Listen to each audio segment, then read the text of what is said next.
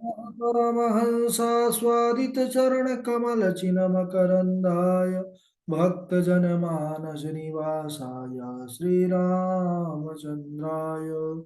कृष्णत्वदीयपदपङ्कजपञ्जरान्ते अद्यैव मे विशतु मानसराजहंसः प्राणप्रयाणसमये कफवातपित्तैः कण्ठावरोधनविधौ स्मरणं कुतस्ते ध्याये नित्यं महेशं रजतगिरिनिभं चारुचन्द्रावतंसं रत्नाकल्पोज्ज्वलाङ्गं परस्मृगवरा वीतिहस्तं प्रचन्नं पद्मासीनं समन्तास्तुतममरगणैर्व्याघ्रकृत्यं वसानं विश्वाद्यं विश्वबीजं निखिलभयहरं पञ्चवक्त्रं त्रिनेत्रम् करचरणकृतं वा कायजं कर्मजं वा श्रवणनयनजं वा मानसं वापराधं विहितमविहितं वा सर्वमेतत्क्षमस्व जय जय करुणाब्धे श्रीमहादेव शंभो श्रीलक्ष्मीनाथ समारंभां नाथयामुनिमध्यमाम् अस्मदाचार्यपर्यन्तां वन्दे श्रीगुरुपरम्पराम् अञ्जनानन्दनं वीरं जानकी शोकनाशनं कपीसमुक्षहन्तारं वन्दे लङ्काभयङ्करं भक्ति भगवंत गुरु चतुर्नाम वपुएक इनके पद बंदन किए नासत विघ्न अनेक बोले शाम्ब सदाशिव भगवान की जय पावन शिव महापुराण की जय परम मंगलमय परात्पर अखिलेश्वर अचिंत कल्याण गुणगण निधान सर्वेश्वर सर्वाधिपति श्रेष्ठ आचरणवान प्रजा के सुखदाता विज्ञान के पूर्ण ज्ञाता देवाधिदेव जगत नियंता जगदीश्वर पंच तत्वोत्पादक विश्वेश्वर मंगल करता श्री श्याम सदाशिव भगवान के पावन चरणारविंदों पर कोटशा नमन नतमस्तक वंदन एवं अभिनंदन। पराम्बा भगवती जगदीश्वरी शंकर शिव प्राण वल्लभा जगत जननी माँ जगदम्बा माता पार्वती जी के पावन चरणारविंदों पर कोटशा प्रणति। शिवाय शंभु का यह शब्द में विग्रह शिव शिव महापुराण को कोटि कोटि प्रणाम। समस्त भूतादिक श्री आराम में सब जग जानी करहूँ प्रणाम जोड़े गोपाल। हम सब बड़भागी हैं कि शिव कथा मंदाकिनी पर अवगाहन करने का स्नान करने का लाभ प्राप्त कर रहे हैं। शंभुनाथ के पावन चरित्र पर हम सब बने हुए हैं। रुद्र संहिता अंतर्गत सती खंड पर प्रवेश करके माता सती भगवती की लीला पर बने हुए हैं। हम सब ने देखा कि काम के बाण भगवान सदाशिव पर नहीं चल पाए। काम आकर के और ब्रह्मा जी से कहा कि महाराज मैं सदाशिव को मोहित करने में समर्थ रहा और अब किसी के सामर्थ्य नहीं है कि शंभु को वह मोहित कर सके। तो बड़ा चिंता प्रकट की ब्रह्मा जी। उस समय भगवान विष्णु जी का स्मरण किया। संग भगवान विष्णु जी का जब स्मरण किया विष्णु जी प्रकट हुए। विष्णु जी से सारा उन्होंने अपना वृत्तांत कहा कि एक बार मुझे शंकर भगवान ने बड़ा धिक्कारा था तो मैं बदला लेना चाहता हूँ। विष्णु भगवान हंसने लगे, बोले शंकर सुर सामान्यम मत्वा द्रोहम करोषि सुबुद्धिम विरगता विरभूत कुमतिस्तथा।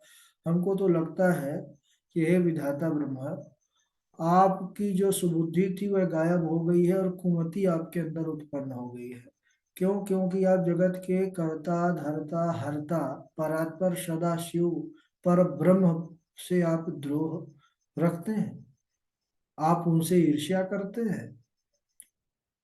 अरे वह तो सबके एकमात्र स्वामी है। अगर आपकी इच्छा है कि वह विवाह कर लें तो अगर यही आपका उद्देश्य है तो आप शक्ति की उपासना कीजिए। वही भगवती शिव को प्रसन्न करने के लिए जगत में जन्म किसी की पुत्री के रूप में अवतरित होंगी और उनको प्राप्त कर लेंगी। तब फिर इधर ब्रह्मा जी भी भगवती की स्तुति करते हैं।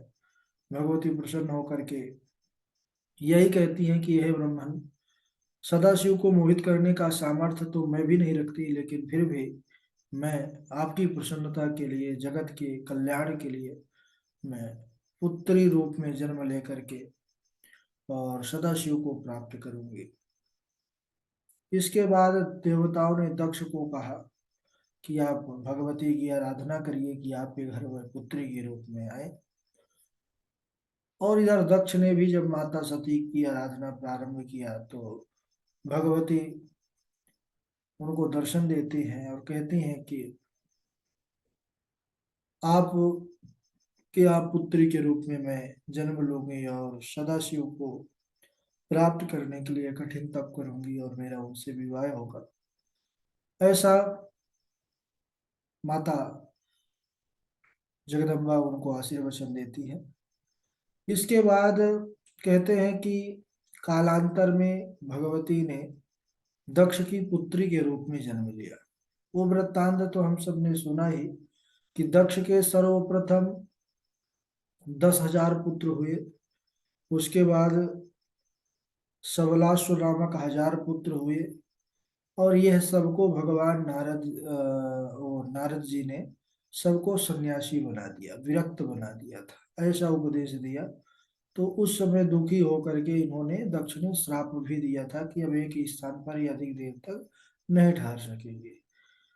और उसके बाद ब्रह्मा जी समझाए जब, तो 60 पुत्री हुई थी और उनके ही घर फिर भगवती ने भी अवतार लिया था।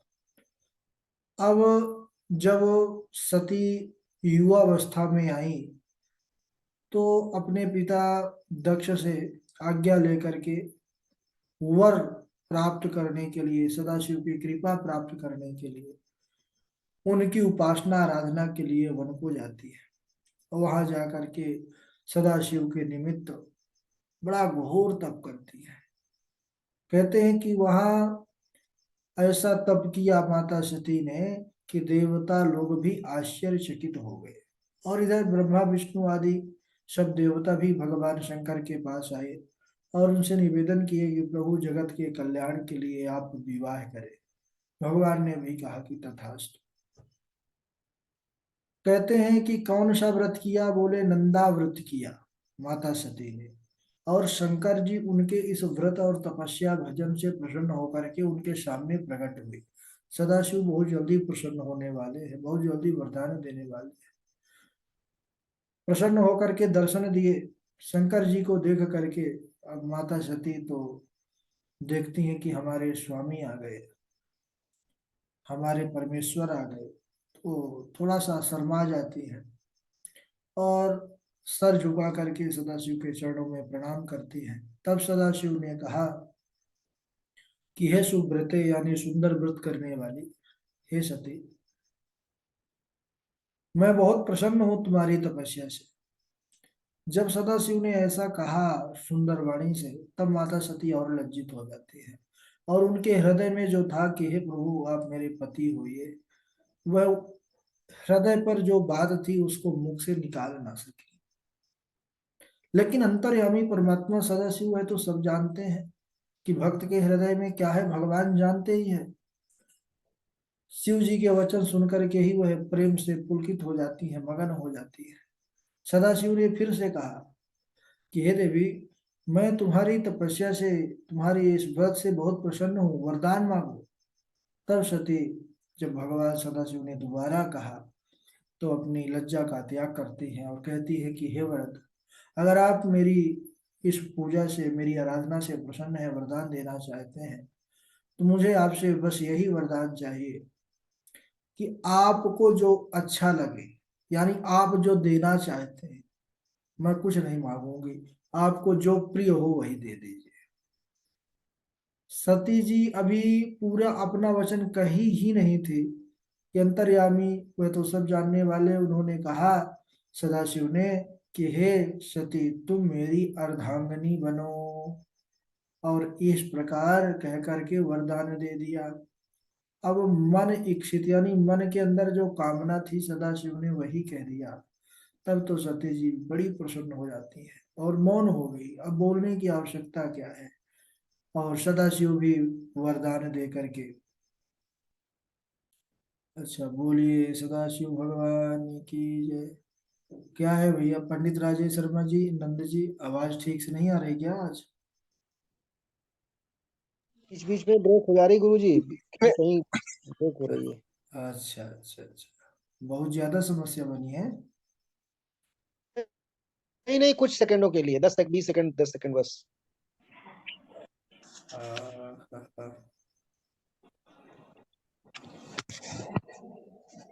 चलिए थोड़ा सा समस्या बनी है तो कैसे, एकदम आवाज नहीं आ रही है। अब आ रही है। बीच में 10 10 15 सेकंड के लिए चल वो हो जाती, बाकी आ रही है। हाँ थोड़ा सा वीक यहाँ पर एक आध दो बार आया है, स्लो इंटरनेट का।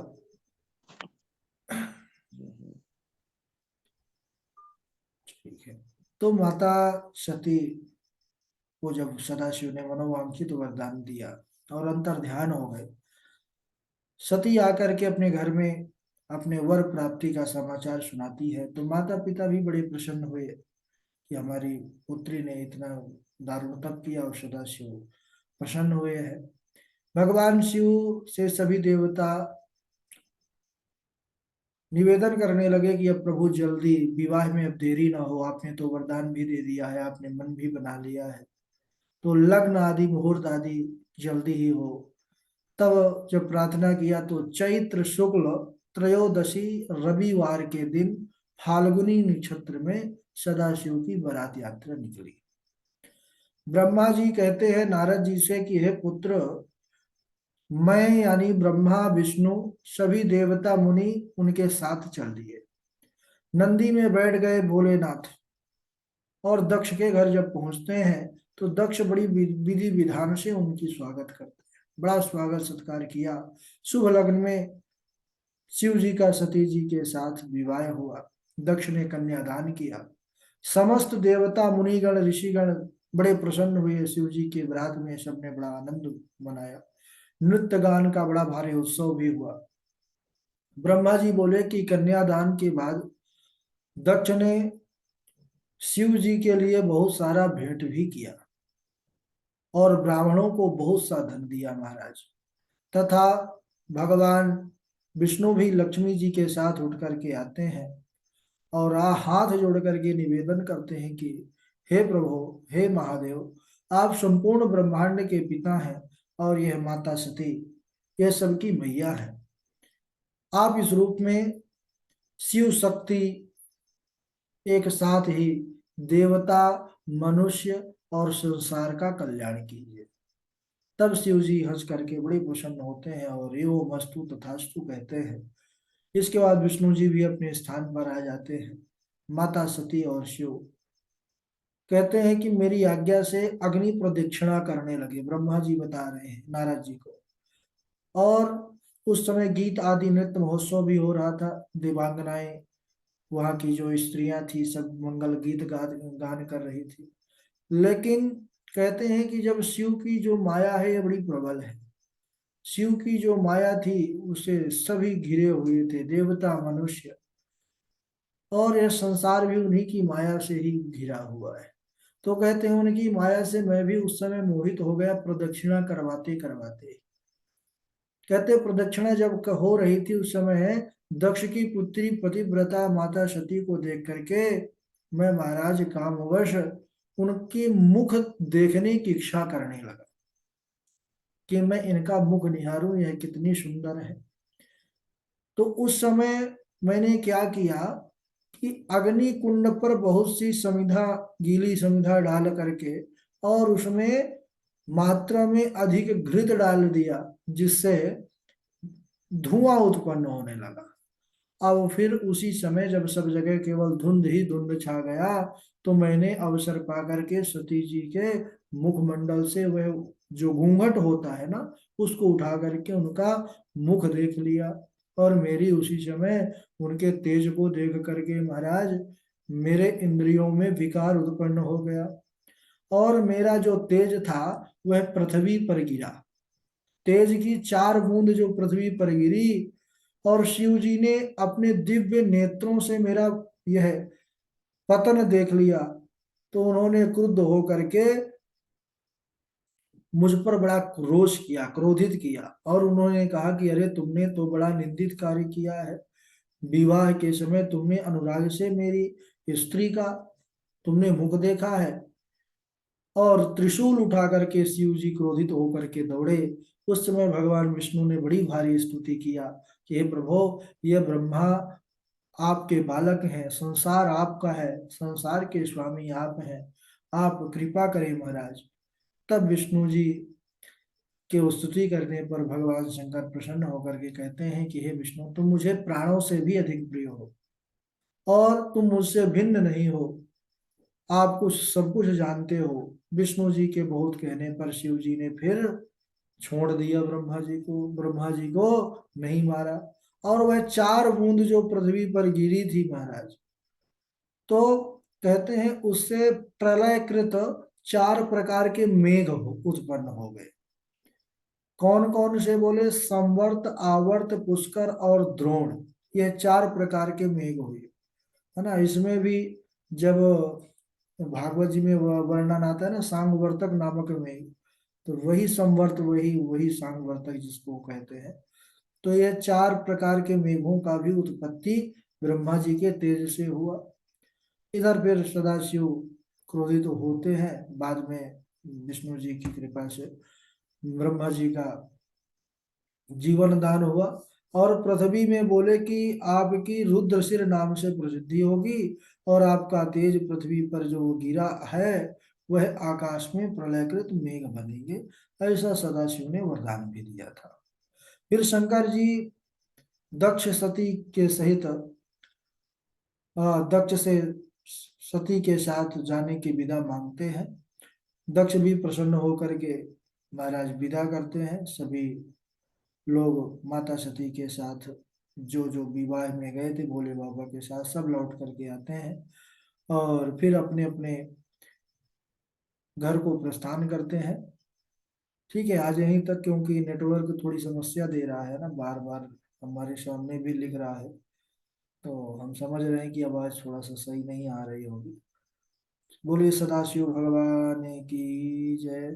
ठीक है, इसके आगे का प्रसंग हम लोग अगले दिवस करेंगे, क्योंकि आवाज जब कट होता है तो उसकी समस्या होती है।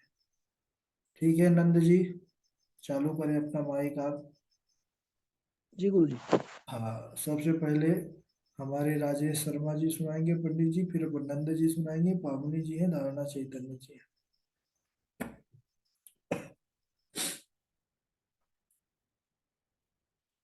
अच्छा, पंडित राजेश शर्मा जी व्यस्त हैं तो नंद जी देव देव रमानाथा मदवार्तां शृणुमानदा श्रुत्वा च करुण्य कृत्या हर दुःखमावह हाँ। शंकर सुर सामान्यम मंतव्या दुहे करो से ही सुबुद्धिर्विगता तेद्या आविर्भूता कुमस्थिता। राधे राधे। ठीक है राजेश सर। गुरु जी प्रणाम। हाँ। देव देव रमानाथ मदवार्ता सुमानदः श्रुत्वा च करुणां कृत्वा हर दुःखं कमावः शङ्करशूरसामान्यं मत्वा द्रोह करोषि हि सुबुद्धिं विर्गता तेद्या विर्भूता कुमतिस्तथा। जी गुरु जी। ठीक है, पावनी है। राधे राधे गुरु जी। जी। क्षमा चाहते हैं गुरु जी, हम 2 दिन से जुड़ नहीं पाए। वो एक्चुअली नानी जी के घर में थे हम, और एकदम बगल में ही रामचरितमानस का अखंड पाठ था, तो वहां गए थे और इसलिए जुड़ नहीं पाए।